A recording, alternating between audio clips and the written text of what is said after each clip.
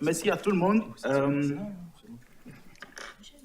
Je nous invite à une réflexion par rapport à un sujet qui m'a semblé important en raison du contexte de changement climatique dans lequel on l'inscrit. Donc, c'est la question du droit à la consommation de produits alimentaires d'origine aquatique. Je partirai avant tout du dernier rapport publié par l'Organisation des Nations Unies pour l'alimentation et l'agriculture, qui révèle, donc ce dernier rapport publié en 2024, qui révèle que la consommation apparente d'aliments aquatiques d'origine animale a connu une croissance importante qui est de 127% entre 1961 et 2022. Et donc cette croissance est justifiée par le fait que ces produits sont suffisamment riches en fer, en zinc, en calcium, en iode, en vitamine A, B12, D et en acides gras oméga 3. Cela montre l'importance de la consommation de ces aliments pour l'être humain. Et donc, selon les projections de l'organisation, si on garde cette constance d'ici 2050, on constate quand même une croissance qui va continuer dans toutes les régions du monde, à l'exception de l'Europe, où il y aura une chute de 5%. Et donc, d'ici 2050, la demande va être encore plus élevée. À côté de cette croissance assez importante qui témoigne de l'importance de la consommation de ces aliments pour l'individu, la santé humaine, le bien-être, on a une tendance. Donc, plusieurs études ont révélé que d'un autre point de vue, ces aliments l'accès à ces aliments est confronté au phénomène du changement climatique. D'accord. Donc ici, je nous propose quelques études publiées récemment qui abordent la question du point de vue du défi que représente finalement le changement climatique pour ce qui est de l'accès à ces aliments. Et si on parle de ce contraste, d'une part, la croissance de consommation de ces aliments, et d'autre part, le défi que représente le changement climatique en ce qui concerne non seulement l'accès, on voit qu'il y a un contraste. Et c'est ce contraste qui est renforcé, sinon confirmé par les rapports, les travaux des organes onusiens. Et donc, je nous propose, par exemple, quelques études publiées récemment par le secrétaire général ou bien par le rapporteur spécial sur la question, de la consommation des aliments. Et donc, on va constater que, d'une part, il y a une croissance et d'autre part, cette croissance est confrontée à un phénomène de changement climatique qui est de plus en plus récurrent. Et donc, la question que je me pose est celle de savoir si on peut se prévaloir de ce droit devant un juge et si cela est possible, dans quelle mesure les changements climatiques peuvent en être la cause. Et c'est à cette question que je nous invite ce soir. Pour y répondre, on est d'accord que pour répondre à cette question, on est nécessairement invité à l'articulation de plusieurs corps de règles, notamment le droit international des droits de l'homme, le droit de la mer et le droit du climat. Et donc, à mon sens, pour ne serait-ce que à supposer l'existence du droit, donc à supposer que ce droit existe, pour le prouver, je pense qu'il faut partir des règles, de ces trois corps de règles. Donc, on va commencer d'abord par le droit international du droit de la mer. Et je pense que, de ce point de vue, le droit à l'alimentation est le droit auquel on peut rattacher le droit à la consommation des produits alimentaires d'origine aquatique, parce que ce droit n'est pas consacré expressis verbi dans les instruments, ni dans les ordres juridiques internes, ni dans le droit international. Et donc, on peut partir quand même du droit à l'alimentation, qui, lui, est un droit fondamental consacré dans la plupart des instruments relatifs aux droits de l'homme. Et donc, en exemple, j'ai pris l'article 25 de la DUDH, la Déclaration universelle pour l'élimination définitive de la faim et de la malnutrition. Vous avez aussi ce droit qui est consacré au PIDESC. Et si on prend cet ensemble de règles qui consacrent quand même le droit à l'alimentation, la question va se poser de savoir comment est-ce qu'on peut déduire de ces dispositions le droit de consommer des produits alimentaires d'origine aquatique. Cela appelle nécessairement à une interprétation, et je pense que pour ce qui concerne le droit international des droits de l'homme, l'organe le plus à même de donner l'interprétation la plus juste qui soit, notamment ce qui concerne le PIDESC, ça va être le comité des droits ECOSOC. Et donc le comité a déjà publié une observation générale sur la question, sur le droit à l'alimentation, et on en déduit que l'effectivité de ce droit suppose non seulement la disponibilité des aliments en question, leur accessibilité économique et physique. Et si on lit le contenu de l'observation générale avec le rapport publié par le rapporteur spécial sur le droit à l'alimentation, on se rend compte que non seulement les États doivent garantir l'effectivité de ce droit, y compris lorsque ceux-ci sont confrontés, ceux-ci font face à des conditions climatiques. Donc, on peut voir le rapport entre l'obligation de garantir l'effectivité de ce droit et dans le contexte particulier qui sera de changement climatique. Ça suppose simplement que l'obligation n'est pas exonérée par le simple fait des difficultés auxquelles les États peuvent faire face en raison du changement climatique. Et en plus de ce critère spécifique, le rapporteur souligne que non seulement l'individu, que ce soit de manière individuelle ou en groupe, doit avoir accès au droit en question, mais il faut que la nourriture corresponde aux traditions culturelles du peuple dont est issu le consommateur. Ça souligne tout. Ça suppose tout simplement que le droit à l'alimentation ne peut pas être interprété de la même façon pour des populations côtières, par exemple les communautés côtières, qu'il peut l'être pour ceux qui ne sont pas directement dépendants de ce genre d'aliments. Et donc, on voit que si on parle de cette interprétation, de la lecture combinée de ces deux, de l'observation générale numéro 12 du comité ECOSOC et du rapport du rapporteur spécial, on se rend compte qu'à partir du droit à l'alimentation, on peut éventuellement venir au droit à la consommation de produits alimentaires d'origine aquatique. Alors, si on passe au deuxième corps de règles, le droit de la mer, la question est encore moins évidente parce que là, on n'est pas du tout dans le cadre du droit international des droits humains. Il n'empêche que lorsqu'on prend les articles 61 et 62 de la Convention des Nations Unies sur le droit de la mer, ces articles permettent aux États d'adopter des mesures de conservation et de gestion des ressources biologiques dans la ZEE. Et donc, dans le cadre des mesures qui seront adoptées, ça va être nécessairement soit pour préserver donc, la gestion durable, non seulement préserver l'accès aux ressources en question, et il peut s'agir bien sûr de l'accès d'aliments aquatiques. Et les articles 69 et 70 soulignent que les États doivent tenir compte des besoins alimentaires des populations dans les accords bilatéraux, sous-régionaux et régionaux qu'ils auront adoptés, donc qu'il s'agisse d'accords entre États côtiers, États sans littoral ou États géographiquement désavantagés. Donc, quand bien même ce n'est pas un droit qui peut être interprété comme on l'a fait dans le cadre des règles relatives au droit international des droits de l'homme, on se rend bien compte que le besoin est là. Et peut-être c'est la nature de l'obligation qui va changer parce qu'ici, il s'agit d'une obligation interétatique. Et donc, c'est dans le cadre de l'adoption des mesures de conservation et de gestion que les États seront appelés à préserver les besoins alimentaires des populations dans le cadre des accords qui pourraient être amenés à adopter. La question transparaît également dans l'accord BBNJ,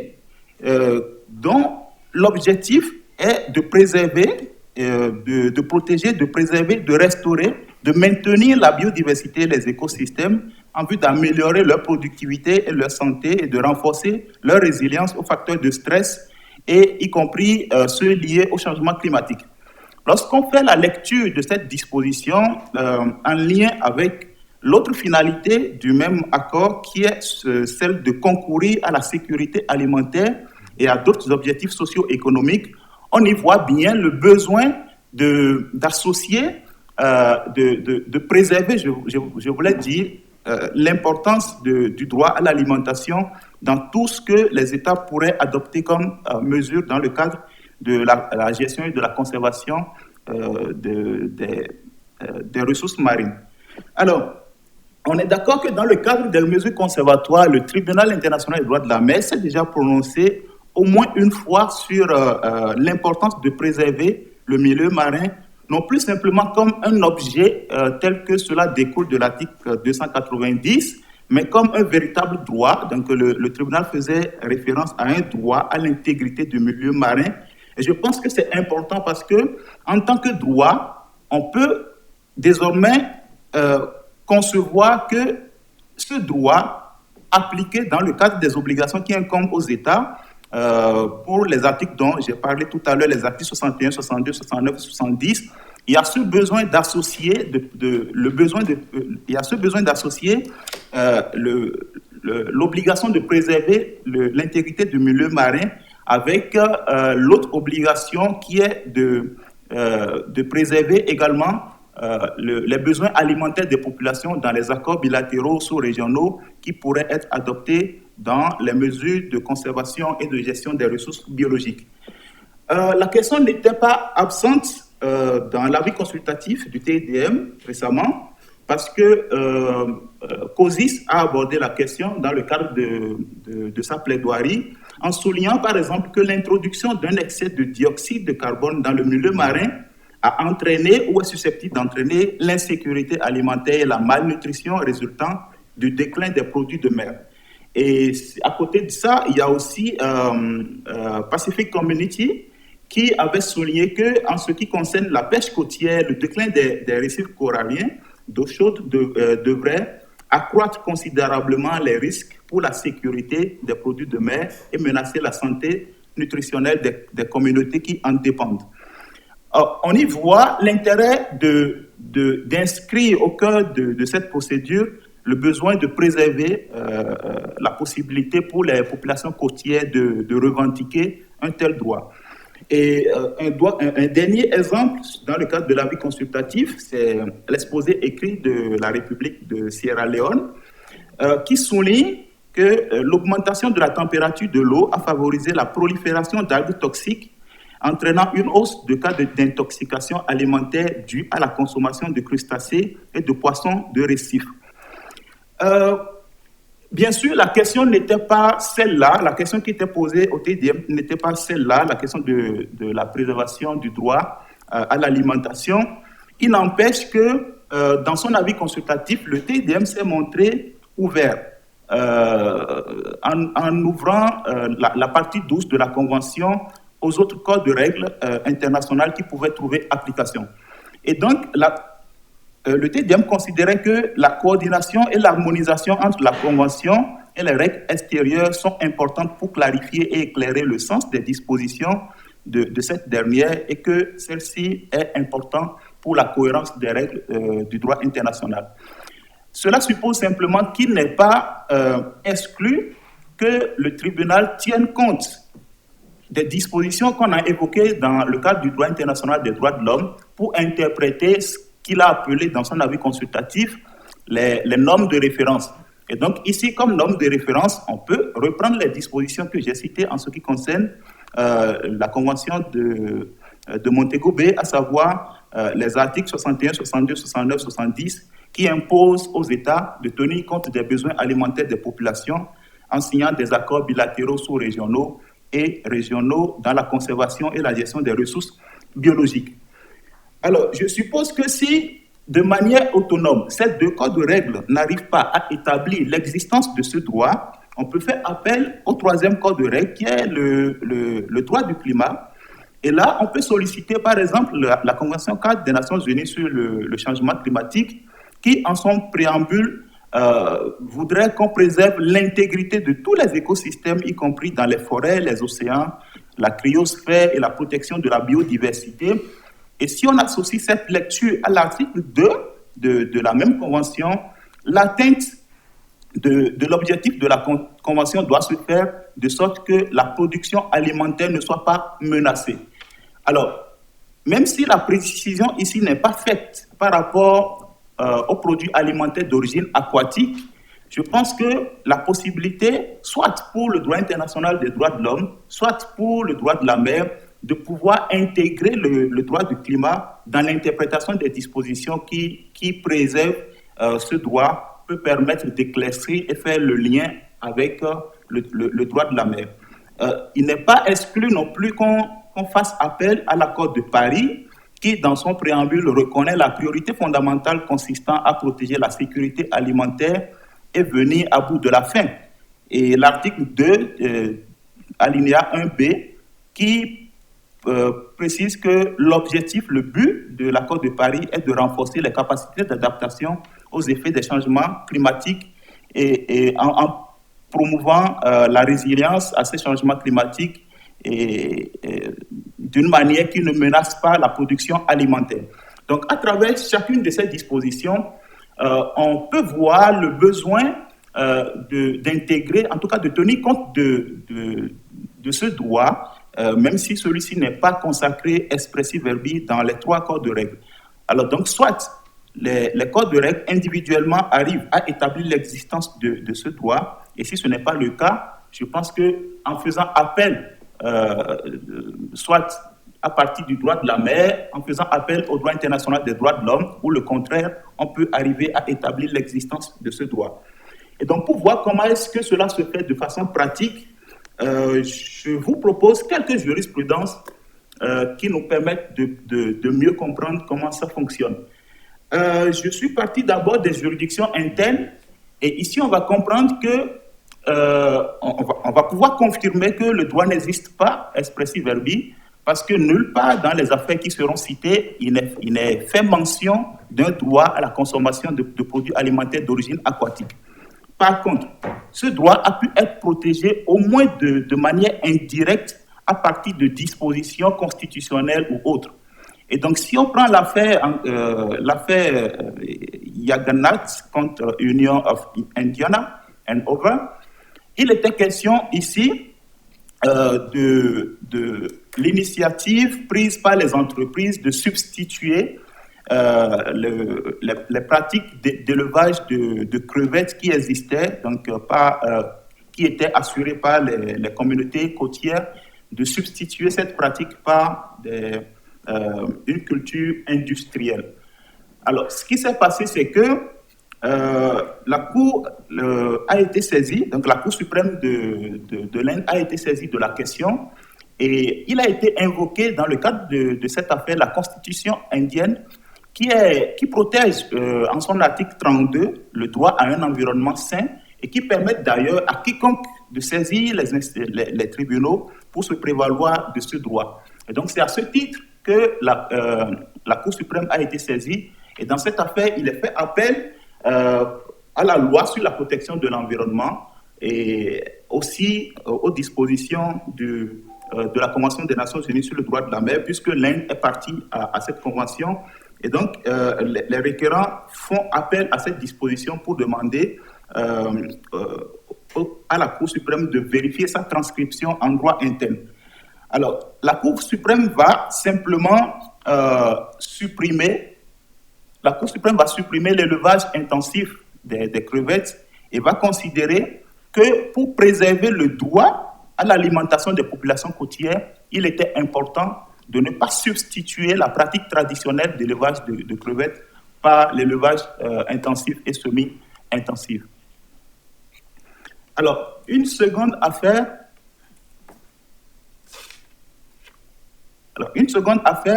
ça va être une affaire qui est déjà évoquée ce matin en ce qui concerne l'Afrique du Sud. Je reviens dessus simplement pour insister sur l'intérêt qui se cache derrière cette affaire, c'est-à-dire celui de protéger le droit à l'alimentation. Comme on a dit ce matin, il était question d'interdire la poursuite d'une étude sismique au large de la côte orientale de l'Afrique du Sud, qui va permettre de fournir une imagerie du sous-sol et de déterminer s'il pouvait y avoir des réserves d'énergie sous le plancher océanique. Et donc, 9 requérants des ONG, défenseurs des droits de l'homme et du droit de l'environnement, ont saisi la Cour suprême pour se prévaloir du droit à un environnement sain, et notamment pour dénoncer le fait que cette étude ne tient pas compte de l'intérêt des populations côtières, des communautés côtières. Et donc, ce qui est intéressant ici, c'est de voir comment est-ce que, pour chaque mesure que l'État peut prendre à travers des contrats de concession, d'exploitation de ressources minières, l'importance que revêt la prise en compte des besoins des populations côtières en matière de droit, d'accès d'abord au milieu marin et d'accès aux ressources marines. Et donc ici, la Cour va annuler donc toutes les décisions attaquées en disant simplement que les mesures adoptées, l'autorisation accordée ne tient pas compte des besoins des populations côtières, celui d'accès à la mer et donc à ses ressources. Une autre affaire, toujours en ce qui concerne l'Afrique du Sud, c'est l'affaire Green Connection, NTP and Natural Justice contre le Department of Mineral and Energy devant la Cour suprême. Ici, il était question aussi, comme dans la première affaire d'autorisation administrative pour réaliser des forages exploratoires au large de la côte sud-est de l'Afrique du Sud. Cette affaire est intéressante parce que ce qui est important, ce sont les dispositions invoquées. Alors, naturellement, la constitution sud-africaine a été invoquée, la section 24, qui protège le droit à un environnement sain. Il y a aussi la section 38 qui autorise l'action populariste, donc qui va permettre à n'importe qui de pouvoir se prévaloir de ce droit. Mais en dehors de ces tests, les requérants invoquent l'article 13 de la Convention d'Abidjan.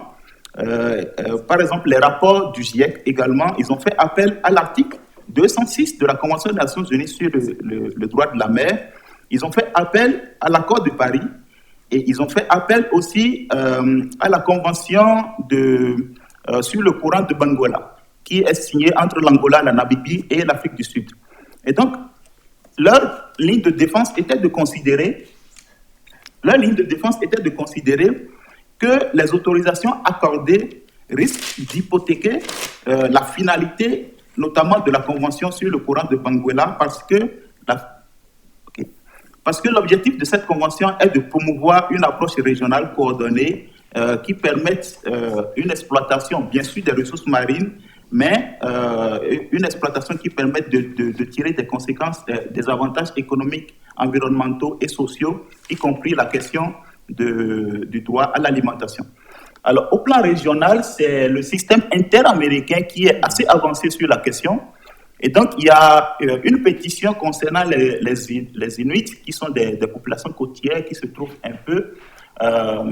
au large des côtes canadiennes, du Groenland et aussi des États-Unis.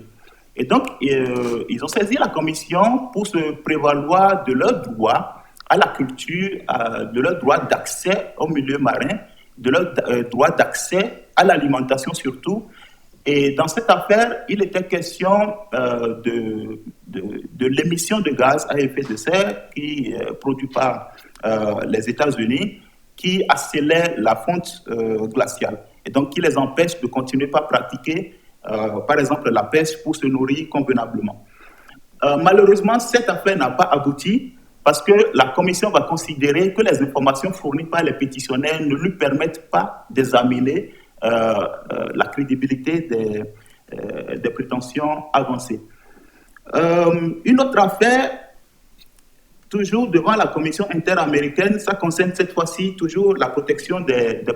populations, des communautés côtières, et ça va être cette fois-ci les peuples athabascans. Et donc, ces peuples ont saisi la commission pour dénoncer les émissions de gaz à effet de serre par le Canada. Et pour les pétitionnaires, c'est que ces émissions ont des incidences sur leur droit à l'alimentation parce que cela les empêche de continuer à pratiquer la pêche convenablement pour se nourrir comme il se doit. cette affaire est toujours pendante. Ce qui est intéressant, c'est que cette affaire s'inspire de la pétition concernant la protection des Inuits. Et donc, on espère, parce que les violations invoquées ici sont les mêmes que dans la précédente affaire, on espère que cette fois-ci, elle pourra aboutir et peut-être conduire à une constatation de ce droit. Pour terminer sur un avis consultatif qui a été déjà évoqué ce matin, c'est l'avis consultatif de la Cour interaméricaine. C'est l'avis consultatif de la Cour interaméricaine à la demande de la Colombie sur l'application de la Convention de Carthagène. Il était question ici simplement de vérifier, la question qui était posée à la Cour était de savoir si les individus des autres États partis à cette convention peuvent se prévaloir de la violation de leurs droits en raison des actes ou des omissions d'un État parti à cette convention. Et donc, la Cour les dispositions qui sont invoquées ici sont les dispositions relatives aux droits de l'homme, donc convention américaine, et il est fait appel à l'application des règles de droit international. Alors, ce qui est intéressant ici, c'est que la Cour va réussir à articuler les deux corps de règles en disposant, par exemple, pour interpréter l'article 1er de la Convention américaine, en distinguant entre le régime de protection de la Convention de Carthagène du régime de protection de la Convention américaine, en disant que les obligations qui découlent de ces deux dispositions, de ces deux corps de règles ne sont pas les mêmes. Néanmoins, elle va constater et confirmer que, bien évidemment, les articles 4 et 5 de la Convention américaine, il peut être déduit de ces deux dispositions des obligations en matière environnementale. Et donc, c'est sur ça que la Cour va conclure et retenir éventuellement qu'un État peut être tenu pour responsable des faits qui pourraient lui être imputables dans le cadre de ces actes et de ces omissions. Pour conclure, on peut être d'accord sur le fait que le droit à la consommation des aliments d'origine aquatique n'est pas un droit consacré expressis verbi. Néanmoins, c'est un droit invocable. On a vu que ça peut être protégé, soit par le biais de l'interprétation des codes de règles qui prévoient directement ou indirectement cette protection, soit par le biais des dispositions qui sont consacrées, donc la protection indirecte. Et donc, dans le cadre de la protection indirecte, on peut retenir aussi que ce n'est pas un droit autonome, donc qui a nécessairement besoin de s'appuyer sur un